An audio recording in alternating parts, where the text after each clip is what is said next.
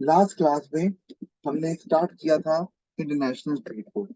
उसमें हमने दो कॉन्सेप्ट पढ़े थे, एब्सोल्यूट एडवांटेज और कंपैरेटिव एडवांटेज। हमने ये पढ़ा था कि इंटरनेशनल ट्रेड क्यों की जाती है, उसका क्या फायदा होता है। और उसमें हमने फिर ये पढ़ा था कि जब इंटरनेशनल ट्रेड की जाती है तो ये सपोर्ट करती है इंटरनेशनल स्पेशलाइजेशन को।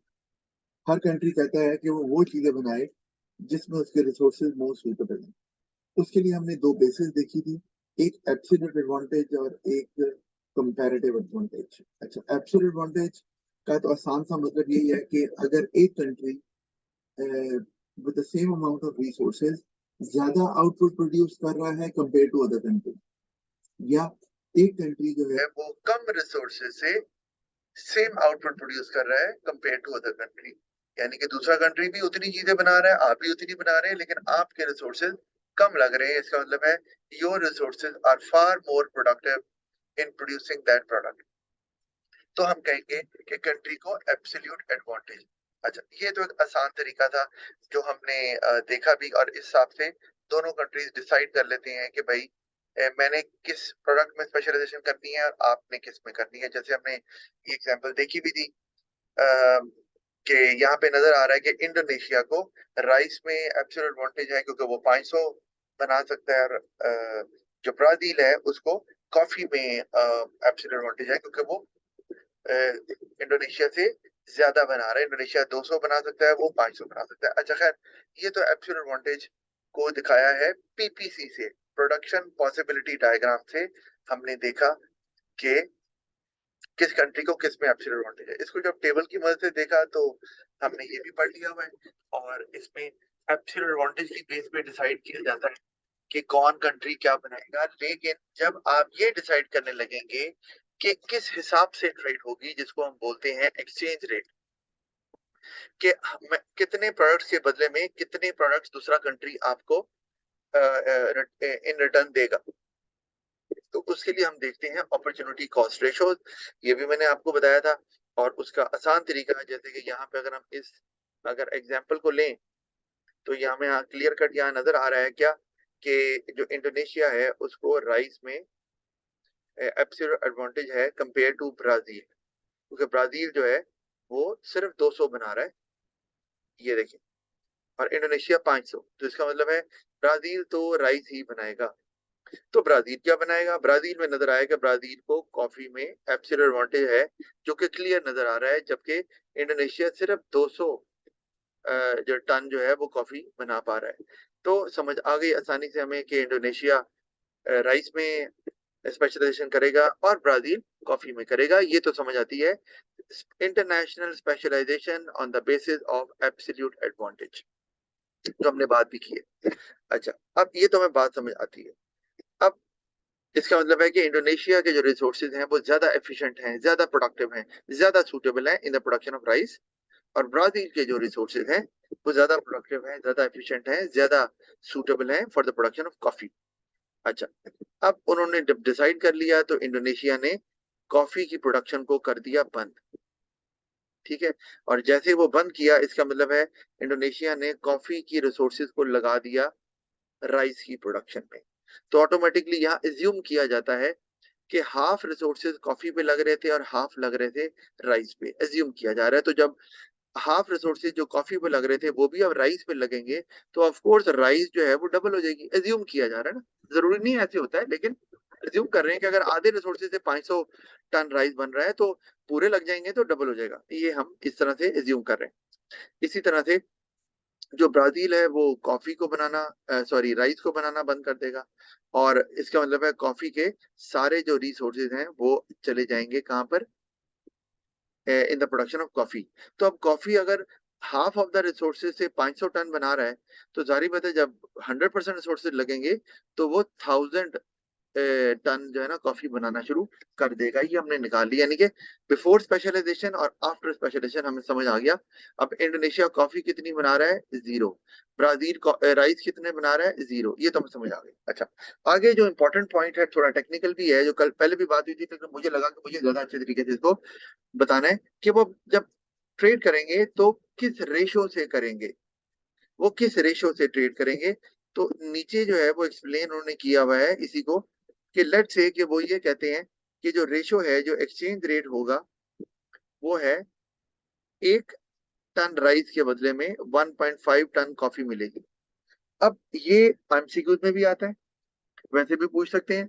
अगर ये एक्सचेंज रेट रखा जाएगा कि 1 टन ऑफ राइस के बदले में 1.5 टन ऑफ कॉफी मिलेंगी, तो देखना ये है कि क्या ये दोनों को कबूल होगा, is it acceptable to both countries. तो उसके लिए हम ये कैसे डिसाइड करते हैं कि दोनों कंट्रीज को एक्सेप्टेबल होगा कि नहीं होगा, उसके लिए हम देखते हैं opportunity cost ratios of both the countries. ये आपने याद रखना है। तो उससे हमें पता चलता है कि क्या ये जो एक्सचेंज रेट है ये दोनों कंट्रीज की exchange sorry opportunity cost ratios के बीच में फॉल कर रहा है कि नहीं कर रहा। अगर तो बीच में फॉल कर रहा है तो दोनों को एक्सेप्ट होगा, वरना हो सकता है एक कंट्री को एक्सेप्टेबल हो दूसरे के ना हो, या दूसरे को हो पहले वाले को ना हो। लेकिन तो ट्रेड तो तभी होगी ना जब दोनों को एक्सेप्टेबल होगा, और दोनों को एक्सेप्टेबल तभी होगा जब ये एक्सचेंज रेट दोनों की अपॉर्चुनिटी कॉस्ट रेशियोज में फॉल कर रहा होगा। अच्छा, अब इसको देख लेते हैं जल्दी से। तो अब हमें समझ आ, ये तो हमने देख लिया कि इंडोनेशिया जो है वो राइस बना रहा है। तो पहले देख लेते हैं, अगर इंडोनेशिया राइस बनाएगा तो उसको अपॉर्चुनिटी कॉस्ट क्या पड़ेगी। अब उसका आसान तरीका क्या है, मैं आपको ना एक जगह एग्जांपल यहाँ पे देता हूँ। कॉफी पड़ेगी अपॉर्चुनिटी हाँ ये देखे ना, कॉस्ट इसमें। ये देखो ना, अगर इंडोनेशिया जो है ना, ये अगर राइस है यहाँ पे, और राइस जो है वो 500 टन राइस बना रहा है, ठीक है, और जो कॉफी है वो बना रहा है 200। ये कौन है जी, इंडोनेशिया।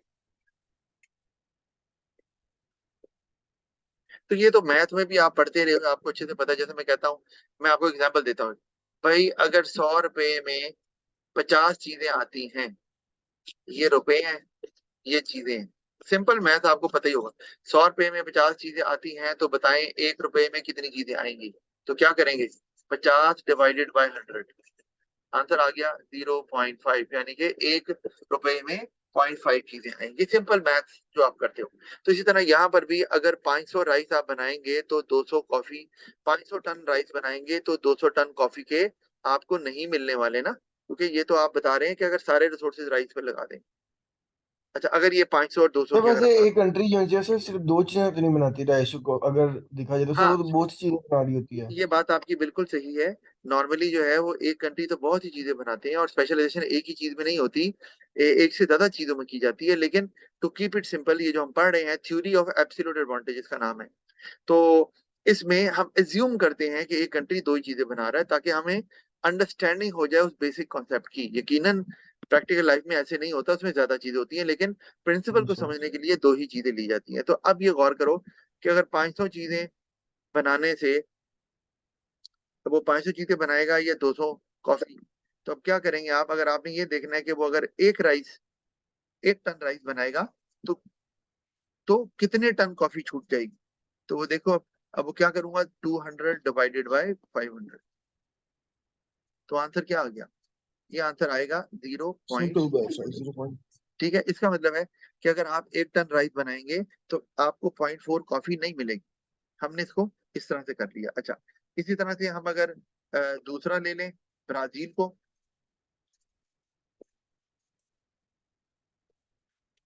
ठीक है। तो ब्राजील में भी चलो उल्टा है, मैं इसको चेंज भी कर सकता हूँ जरूरी, लेकिन अब चूंकि एग्जाम्पल हम वही ले रहे हैं, तो मैं वही वाली एग्जाम्पल ले लेता हूँ जो ऊपर दी हुई है, लेकिन निकलता ऐसे ही है। अब कॉफी, ब्राजील तो कॉफी बना रहा है, ठीक है। तो अब ब्राजील अगर 500 कॉफी बनाता है तो 200 राइस नहीं बनेगा। अच्छा, तो अगर हमने देखना हो कि ब्राजील अगर 1 टन कॉफी बनाएगा तो कितने टन राइस नहीं बनेगा, वो वही 200 डिवाइडेड बाय 500, ये भी वही है, ये आ गया, ये भी 0.4 आ गया। ठीक है, तो दोनों की अपॉर्चुनिटी कॉस्ट तो निकल आई। इसका मतलब है, अब बात समझ ले, मैं बताना क्या चाह बताना ये चाह रहा हूं कि अगर इंडोनेशिया 1 टन राइस किसी को देता है, इसका मतलब पहले बनाएगा ना, पहले बनाएगा तो देगा ना। अगर इंडोनेशिया 1 टन राइस बनाता है देने के लिए ब्राजील को, तो उसकी अपॉर्चुनिटी कॉस्ट क्या है, 0.4 टन ऑफ कॉफी। ये इसने जेन में रखना है। तो अब आप ये गौर करो, अगर एक्सचेंज रेट वो कह रहे हैं कि 1 टन ऑफ राइस जो है ना, 1 टन ऑफ राइस, उसके बदले में आपको मिलेगा 1.5 टन ऑफ कॉफी। यही तय हुआ ना, जो एक्सचेंज रेट तय हुआ है।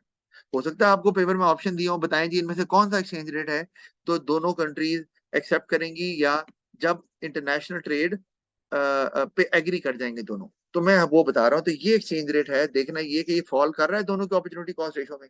अब आप गौर करो कि इंडोनेशिया जो है वो अगर 1 टन राइस देगा तो उसकी 0.4 कॉफी अब नहीं बननी, क्योंकि वो नहीं बनेगी क्योंकि वो राइस बना रहा है, अपॉर्चुनिटी कॉस्ट आ गई उसकी। माना कि वो अगर राइस सारे बनाएगा तो इंडोनेशिया के पास राइस तो जरूरत से ज्यादा हो जाएगा ऑफ कोर्स, तो लेकिन अपॉर्चुनिटी कॉस्ट की फिर भी है 0.4 टन ऑफ कॉफी। तो अब वो जब एक राइस बनाकर एक राइस जब टन ऑफ राइस बनाएगा तो उसको जवाब में क्या मिल रहा है, 1.5 टन ऑफ कॉफी। तो एक्सेप्टेबल होगा कि नहीं इंडोनेशिया को? होगा, क्योंकि अगर वो 1 टन ऑफ राइस बनाकर दे रहा है ब्राजील को तो उसकी 0.4 टन ऑफ कॉफी अब नहीं बन रही, लेकिन उसे 1.5 टन ऑफ कॉफी मिल रही है जवाब में। वो तो कहेगा फाइन, मुझे तो फायदा हो रहा है उल्टा। ठीक है ना, समझ आ रही है ना आपको? इसी तरह से अब आप ब्राजील को ले लो। ब्राजील अगर 1 टन ऑफ कॉफी देता है, किसको? इंडोनेशिया को, तो उसकी 0.4 टन ऑफ राइस नहीं बनने वाली, उसको नहीं मिलनी ना, अपॉर्चुनिटी कॉस्ट है। तो अब जब वो 1 टन, जरा भी तब वो भी कॉफी पहले प्रोड्यूस करेगा तो देगा ना, तो जब वो प्रोड्यूस करेगा तो उसकी अपॉर्चुनिटी कॉस्ट है 0.4 टन ऑफ राइस।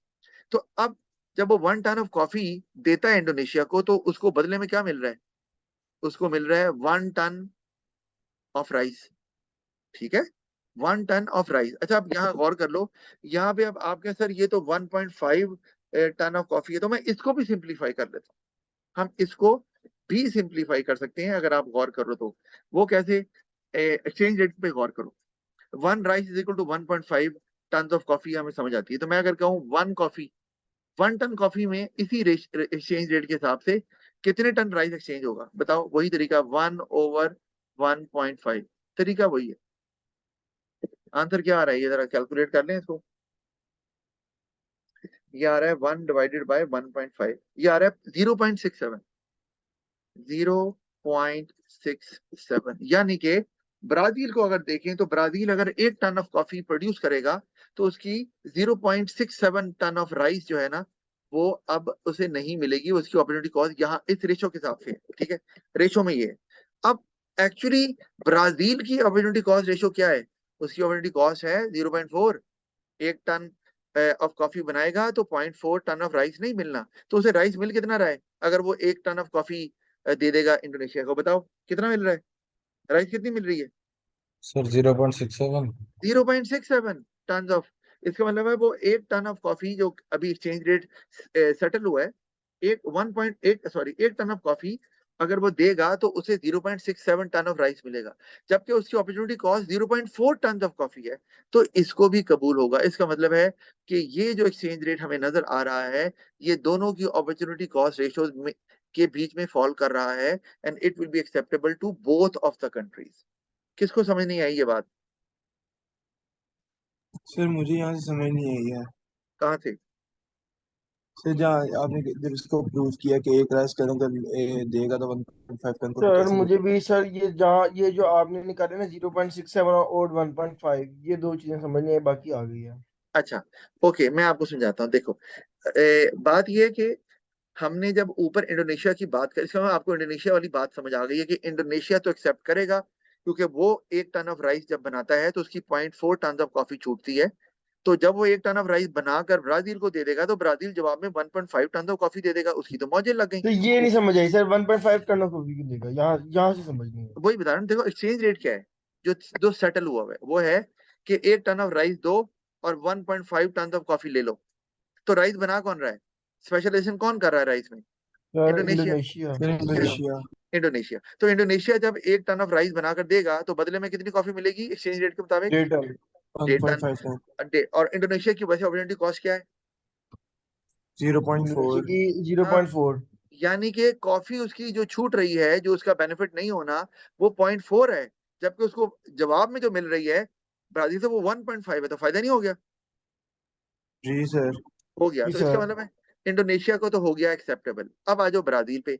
ब्राजील पे मैं आपको बता रहा हूँ, मैंने इसको सिंप्लीफाई क्यों किया है, क्योंकि उसमें हमने उल्टा चलना है ना, हमने तो कॉफी को देखना है कि कॉफी बनाकर देने की ऑपरेटिंग कॉस्ट क्या है, जो ऑपरेटिंग कॉस्ट क्या है वो हमने देख ली, वो भी 0.4 है। यानी कि ब्राजील अगर 1 टन ऑफ कॉफी बनाकर इंडोनेशिया को देगा तो उसकी जो अपॉर्चुनिटी कॉस्ट है वो है 0.4 टन ऑफ राइस, वो नहीं बनने उसको। इसका मतलब है कम से कम ब्राजील कहेगा कि भाई मैं अगर 1 टन ऑफ कॉफी तब दूंगा जब मुझे कम से कम या तो 0.4 टन ऑफ राइस मिले या उससे ज्यादा मिले। ठीक है, यही हाल इंडोनेशिया का भी था। इंडोनेशिया भी यही चाहता होगा कि भाई 1 टन ऑफ राइस मैं आप उस बंदे उसको दूंगा जो मुझे, या ब्राजील को तब दूंगा जब ब्राजील मुझे एटलीस्ट 0.4 टन ऑफ कॉफी दे। तो वो तो 1.5 टन ऑफ कॉफी दे रहा है, तो वो तो खुश हो जाएगा। तो ब्राजील भी यही कहेगा कि भाई ठीक है, मुझे 1 टन ऑफ कॉफी मैं देता हूँ, ओके, लेकिन मुझे जवाब में कम से कम 0.4 टन ऑफ राइस चाहिए, क्योंकि मेरी अपॉर्चुनिटी कॉस्ट है। उससे ज्यादा होगा तो 100 बिस्मिल्लाह। ठीक है, तो अब मैंने क्या किया, अब वहां जो एक्सचेंज रेट हमें दिया हुआ है ना, जो मैंने जिसको बॉक्स बनाया हुआ है रेक्टेंगल, वहां पर 1.5 टन ऑफ कॉफी लिखा हुआ है कि वो 1 टन ऑफ राइस के साथ एक्सचेंज होगा। तो मैंने इसको सिंप्लीफाई किया कि पहले ये देखो कि 1 टन ऑफ कॉफी के बदले में कितना मिलेगा। तो मैंने इसलिए किया एक्स्ट्रा, तो वो पता चला। तरीका वही है जो बताया आपको, डिवाइड करना होता है कि 1 टन ऑफ उसी एक्सचेंज रेट को लेते हुए कि अगर ब्राजील 1 टन ऑफ कॉफी बनाएगा तो इस एक्सचेंज रेट के मुताबिक उसे कितना राइस मिलेगा, वो मिलेगा 0.67 टन। तो क्या 0.67 टन 0.4 से ज्यादा नहीं है? बिल्कुल ज्यादा है। इसका मतलब है जो ब्राजील की अपॉर्चुनिटी कॉस्ट है राइस की वो कम, जो उसे राइस नहीं मिलेगा वो कम है, और जो उसको एक्सचेंज रेट के मुताबिक मिल रहा है इंडोनेशिया से वो 0.67 राइस है। तो ब्राजील भी इसको कबूल कर लेगा, क्योंकि वो उसकी जो मिनिमम एक्सेप्टेबल रेंज है यानी कि 0.4 उससे ज्यादा मिल रहा है, इसलिए दोनों कंट्रीज एक्सेप्ट कर लेंगे, और ये रेंज, ये जो एक्सचेंज रेट है ये दोनों को एक्सेप्टेबल होगा। जी, जी सर, आ गई है समझ। आ गई है। तो ये बस जेन में आपने रखना है, और ये आपको फार्मूला यानी कि ये सिंप्लीफाई करना आना चाहिए, सिर्फ डिवाइड ही करना होता है, कुछ नहीं करना होता। अच्छा, बाद इसके मैं क्वेश्चन भी दूंगा ना, तो फिर देखिएगा कैसे करते हैं आप। अच्छा, आगे चल रहे हैं अब हम। तो आगे ये कि अब ये उन्होंने ये किया, अब गौर करो उन्होंने क्या किया। उन्होंने कहा कि जनाब इसी रेशो के मुताबिक, ये जो हमने रेशो जो मैंने जिसको हाईलाइट किया हुआ है, उसने कहा जी अब क्या होगा, एक्सचेंज कर दिया 300 ton.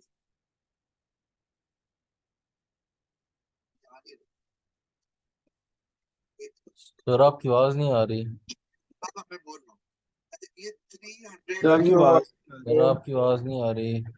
Your voice is gone. तो बोल रहा हूँ, आ रही है बात अब? सर अब आ रही है सर। अच्छा, ओके। जी सर अब आ रही है। अच्छा, अब ये नीचे देखो, उन्होंने क्या किया जी, उन्होंने इसी रेशो के हिसाब से 300 टन ऑफ राइस जो है वो इंडोनेशिया ने ब्राजील को दे दिया। कितना? 300 टन। ये देखो, ब्राजील ने कितना बनाया था स्पेशलाइजेशन के बाद? 1000। ऊपर यही पड़ा ना, 1000 बनाया स्पेशलाइजेशन के बाद। तो उसने क्या किया, उसमें से 300 दे दिया ब्राजील को। तो ब्राजील के पास हो गए 300, और इंडोनेशिया के पास हो गए 700, क्योंकि वो 1000 में से 300 चले गए। इसी तरह कॉफी में क्या हुआ, अब वो कितना मिलना था, 1 टन ऑफ राइस के बदले में 1.5। तो वो यही बनता है, रेशो यही है, 300 टन के बदले में 450, वही है। तो अब 450 ton of coffee Brazil Indonesia को देगा। तो ब्राजील के पास कितनी थी? 1000।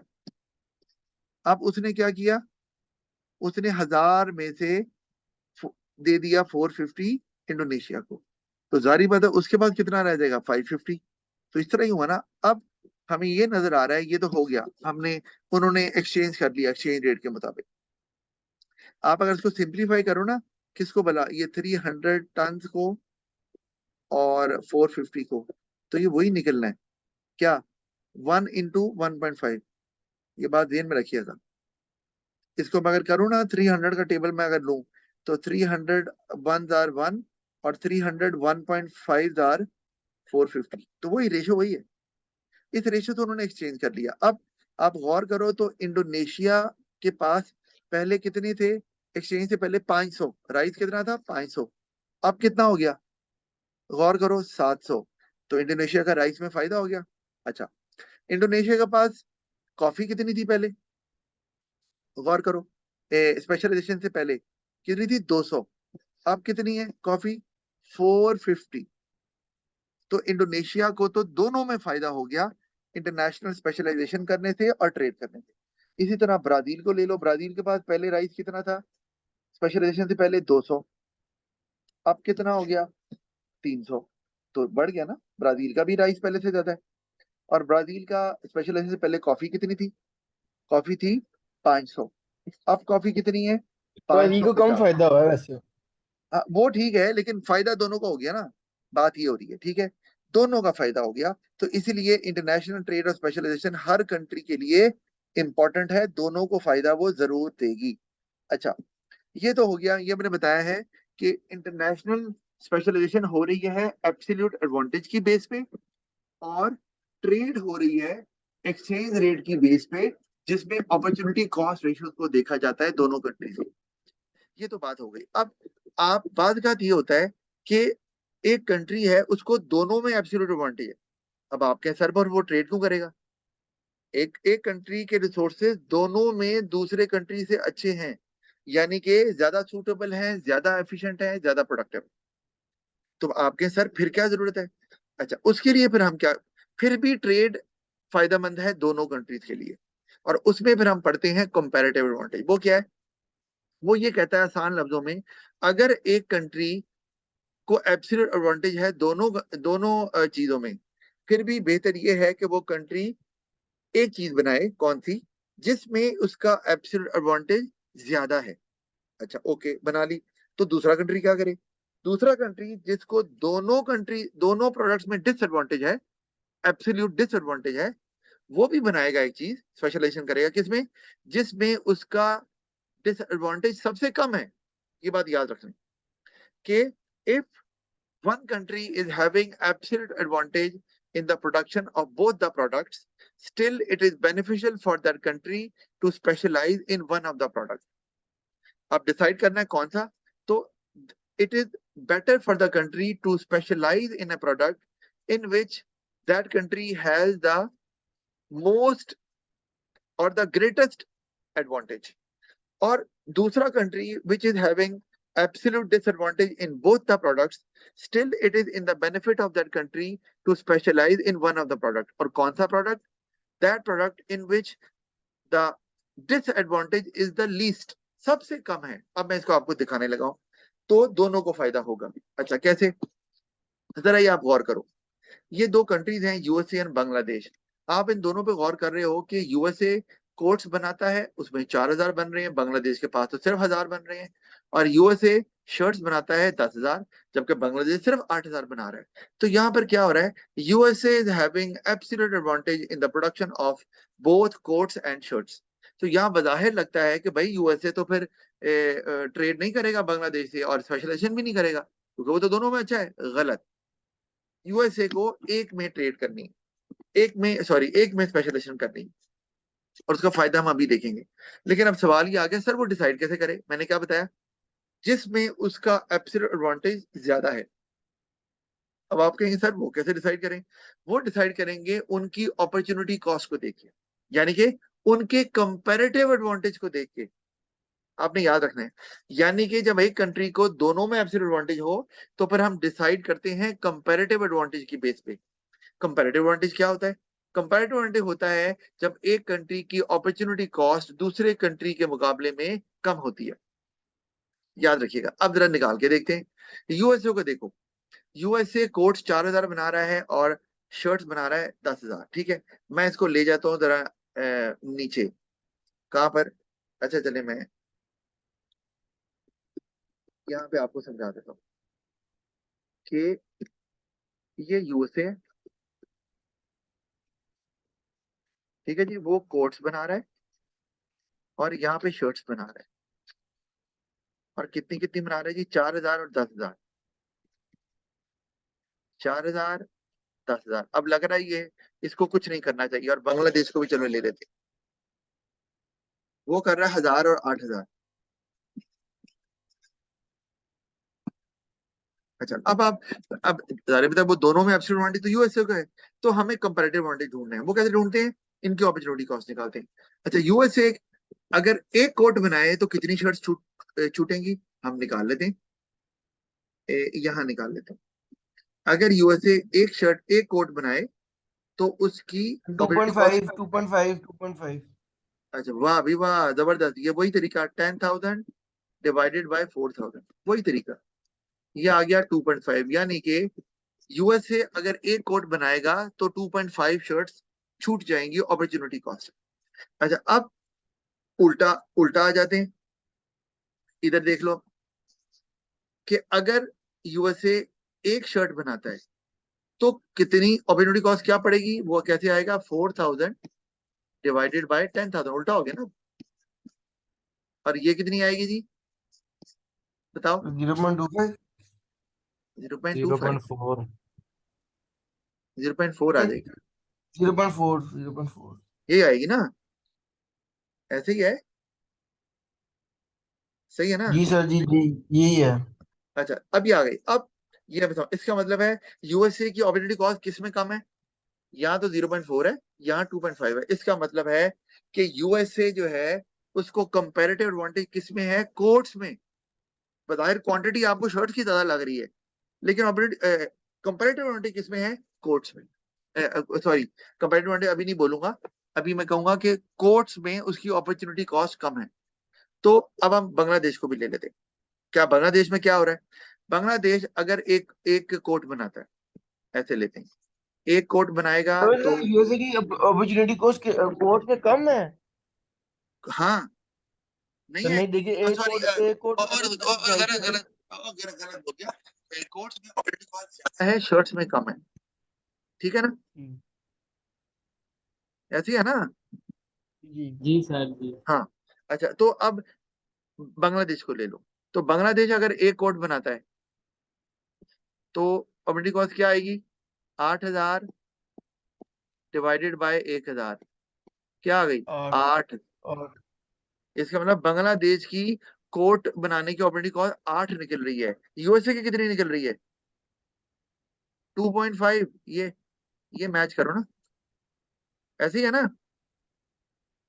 इसका जी मतलब है सही सर। यू इसका मतलब है यहाँ पे हम कह सकते हैं कि यूएसए को कंपैरेटिव एडवांटेज है, एब्सोल्यूट तो है ही, यूएसए को एब्सोल्यूट एडवांटेज तो दोनों में है, कोर्ट्स में शर्ट्स में, कंपेयर टू बांग्लादेश, लेकिन कंपैरेटिव एडवांटेज है कोर्ट्स, उसमें किसमें भला, कोर्ट्स में, कंपेयर टू बांग्लादेश, क्योंकि बांग्लादेश की अपॉर्चुनिटी कॉस्ट 8 है, यूएसए की अपॉर्चुनिटी कॉस्ट 2.5, ठीक है। अच्छा, क्योंकि कंपैरेटिव एडवांटेज का मतलब क्या है कि यूएसए जब कोर्ट्स बनाता है तो उसकी अपॉर्चुनिटी कॉस्ट कम है कंपेयर टू बांग्लादेश। अब आ जाते हैं हम बांग्लादेश की शर्ट पे। शर्ट अगर वो एक बनाता है, 8,000 बनाता है, तो क्या होगा, 1,000 डिवाइडेड बाय 8,000, सर 0.125। कुछ ऐसा ही आना है, आप जी कैलकुलेट सर कर रहे होंडा हो। 125। हाँ जीरो जी, पॉइंट वन टू फाइव ये मैंने कर लिया। जी, 0.125। अच्छा, अब क्या कहते हैं, ये बांग्लादेश की शर्ट्स बनाने की अपॉर्चुनिटी कॉस्ट है, और यूएसए की कितनी है, ये 0.4, ये 0.4। ये यहाँ 0.4 से आया। सर यूएसए की ज्यादा है। सर यूएसए पे शर्ट्स नहीं बनाएगी कोट्स बनाएगी और बांग्लादेश शर्ट बनाएगी। जी जी जी जी, अब हमें एक बात तो क्लियर हो गई, और वो क्या क्लियर हुई, कि यूएसए को कंपैरेटिव एडवांटेज है कोर्ट में, मैं ब्लू कर लेता हूँ, कोर्ट में, और बांग्लादेश को कंपैरेटिव एडवांटेज किस में है, शर्ट्स में। शर्ट्स। इसका मतलब है आप दोनों ने डिसाइड कर लेंगे कि यूएसए कोर्ट्स बनाएगा, शर्ट्स नहीं बनाएगा, बांग्लादेश शर्ट्स बनाएगा और कोर्ट नहीं बनाएगा, और फिर भी दोनों का फायदा हो जाएगा। ये कब करना है, जब एक कंट्री को दोनों में एब्सोल्यूट एडवांटेज हो, तो फिर कंपैरेटिव एडवांटेज फाइंड आउट करना है, और उसके लिए आपको अपॉर्चुनिटी कॉस्ट देखनी पड़ती है। तो अब देखो जरा यहाँ पर, तो अब वो क्या करेंगे, जैसे हमने कहा कि यूएसए जो है वो कोर्ट बनाएगा, तो उसने सारे कोर्ट पे लगा के कोर्ट 8,000 कर दिया, डबल कर दिया ना, एज्यूम कर रहे हैं कि आधे आधे रिसोर्सेज लग रहे थे, और बांग्लादेश बना लेगा शर्ट्स, तो वो भी डबल कर देगा, और डबल करके 16 पे चले गए, ठीक है। और वो बाद में ट्रेड करेंगे और आपको पता चलेगा कि दोनों को फायदा हुआ। बहरहाल अब एक्सचेंज रेट तो खुद ही तय करनी है ना, पर मैं यहाँ नहीं कर रहा, वो दोबारा वही काम करना पड़ेगा। एक्सचेंज रेट सेट करेंगे, देखेंगे दोनों को एक्सेप्टेबल है एक्सचेंज रेट के नहीं है, उसकी जरूरत नहीं है, बस सिर्फ इतना समझाना था कि एब्सोल्यूट एडवांटेज अगर एक कंट्री को दोनों में हो तो फिर कंपैरेटिव एडवांटेज देखा जाता है, बस इतना ही समझाना था। उम्मीद है किसी का कोई सवाल नहीं है और हम आगे जा सकते हैं। जी सर कोई सवाल नहीं। अच्छा, आगे चलते हैं, अब जल्दी जल्दी से बता दी। अच्छा, अब आगे स्पेशलाइजेशन के क्या फायदे हैं, फ्री ट्रेड के क्या फायदे होते हैं, स्पेशलाइजेशन और फ्री ट्रेड के, ये मैं जल्दी से, और या ट्रेड लिबरलाइजेशन की अगर हम बात कर लें, तो उसके क्या फायदे होते हैं, मुझे जल्दी से आप बताते जाओ ताकि आपके ذहन में हो कि आपको पता है कि क्या फायदे होते हैं। बताओ जी, फ्री ट्रेड के क्या फायदे हैं? सर टैक्सेस वगैरह नहीं होते, ओपन एक्सपोर्ट इंपोर्ट होती है दोनों कंट्रीज, दो इकोनॉमीज वो के तो दरमियान। फायदा क्या हुआ, फायदा क्या हुआ, सर चॉइसेस ज्यादा होती है कंज्यूमर के पास। क्या होता है? चॉइसेस ज्यादा होती है कंज्यूमर के पास। प्राइसेस, चॉइसेस, अच्छा ओके। Choices sir. हाँ ये एक तो बात ही सही है, मोर चॉइसेस। सर फॉरेन रिलेशंस बेहतर होते हैं। और मोर चॉइसेस का मतलब क्या है? हाई लिविंग स्टैंडर्ड, ठीक है ना। अच्छा दूसरा, और बताएं जल्दी, फ्री ट्रेड का और क्या फायदा है? भाई फ्री ट्रेड का सबसे बड़ा फायदा ये है कि आप स्पेशलाइजेशन कर लेते हैं। आपको पता है कि आप एक चीज बनाएंगे तो ज्यादा चीज दूसरे मुल्क को दे देंगे और जो वो बना रहा होगा उससे ले लेंगे। और स्पेशलाइजेशन से क्या होता है? स्पेशलाइजेशन से आती है एफिशिएंसी, यानी कि कॉस्ट कम होती है। इससे आती है इकोनॉमीज ऑफ स्केल। एक ही चीज को बड़े स्केल पे बनाओगे तो दोनों सूरतों में क्या होगा जी? कॉस्ट रिडक्शन, ठीक है। और उससे फ्री ट्रेड से क्या होगा कि चॉइस बढ़ गई। दूसरा, इंप्रूव्ड क्वालिटी, कि अब आपको वो चीजें मिलेंगी जो कि आपका मुल्क नहीं बनाता, कोई और मुल्क बनाता है, सर लेकिन आप। इंक्रीज इन इंपोर्ट्स, क्योंकि सर इंपोर्ट ज्यादा हो जाएंगी, आपकी हाँ, प्रोडक्ट्स फॉरेन मार्केट्स में बिकेंगी। ये भी हायर एक्सपोर्ट्स, वेरी गुड, ये भी आ जाता है। और इसके हम फिर फॉरेन एक्सचेंज और बैलेंस ऑफ पेमेंट, बहरहाल वो आगे पढ़ना है हमने, तो वो देख लेंगे। तो बहरहाल इसके अलावा और देख लें तो हमारे पास आता है एम्प्लॉयमेंट, क्योंकि आपके पास जो अब रिसोर्सेज हैं वो जिस पर्पज के लिए ज्यादा सूटेबल है आप उसके लिए इस्तेमाल कर पा रहे हैं। तो आपने सारे रिसोर्सेज को एम्प्लॉय कर लिया ना। एज्यूम कर रहे हैं ना कि अगर आपको सिर्फ एक खेती बाड़ी आती है तो आपने खेती बाड़ी के लिए सारे लोगों को लगा दिया, और वो लोग सारे खेती बाड़ी में चूंकि एफिशिएंट हैं तो सब एम्प्लॉय हो गए। तो ये चीजें बहरहाल आपको समझ आ गई कि फ्री ट्रेड का फायदा क्या होता है। ये आप अब इसको खुद से एक्सप्लेन कर सकते हैं, और अगर एक्सप्लेन ना भी हो तो आप क्या करोगे, इसको पढ़ लीजिएगा, ये सारा यहाँ लिखा हुआ है, और जो समझ ना आए मुझे अगली क्लास में आप एक्सप्लेन कर दीजिएगा, बता दीजिएगा सर ये एडवांटेज कैसे है। अच्छा आगे इंपॉर्टेंट चीज जो आपको समझानी है, ट्रेडिंग पॉसिबिलिटी कर्व। अच्छा आपने प्रोडक्शन पॉसिबिलिटी कर्व तो बहुत देखा है, सुना भी है, ओ लेवल में ही पढ़ा है। ट्रेडिंग पॉसिबिलिटी कर्व को भी देख रहे हैं कि ये क्या बला होती है। अच्छा ट्रेडिंग पॉसिबिलिटी कर्व आपने ये समझना है कि ये बताता है, जिस तरह प्रोडक्शन पॉसिबिलिटी कर्व क्या बताती है कि कितनी पॉसिबिलिटी है कि एक कंट्री कितनी चीजें बना सकता है उन दो प्रोडक्ट्स की जो उन्होंने एक्स एक्सिस और वाई एक्सिस पे लिए हुए हैं, मैक्सिमम कितने बना सकता है। ट्रेडिंग पॉसिबिलिटी कर्व ये कहता है कि एक कंट्री के लोग कितनी ज्यादा चीजें कंज्यूम कर सकते हैं थ्रू ट्रेड एंड स्पेशलाइजेशन। ये बात को फॉलो करें, मतलब बना नहीं सकते, क्योंकि इसका नाम क्या है? Trading possibility curve. इसको ट्रेडिंग पॉसिबिलिटी लाइन भी बोलते हैं। प्रोडक्शन पॉसिबिलिटी कर्व में और ट्रेडिंग पॉसिबिलिटी कर्व में फर्क ये है कि प्रोडक्शन पॉसिबिलिटी कर्व ये बताता है कि एक कंट्री का पोटेंशियल कितना है चीजें बनाने का, अगर वो अपने सारे रिसोर्सेज को, लैंड, लेबर, कैपिटल, एंटरप्राइज को इस्तेमाल करे। ट्रेडिंग पॉसिबिलिटी कर्व कहता है कि एक कंट्री का पोटेंशियल कितना है चीजें कंज्यूम करने का, अगर वो ट्रेड करता है दूसरे कंट्री के साथ और स्पेशलाइजेशन भी करता है। कंज्यूम करने की बात हो रही है, प्रोड्यूस करने की नहीं हो रही। अब आप जरा ये जल्दी से इस डायग्राम को गौर करो। सर अभी 3 minute dragon class class rejoin कर लेते हैं। वो अभी 3 मिनट में समझा दूंगा, मैं देख रहा हूँ टाइम, फिक्र ना करो।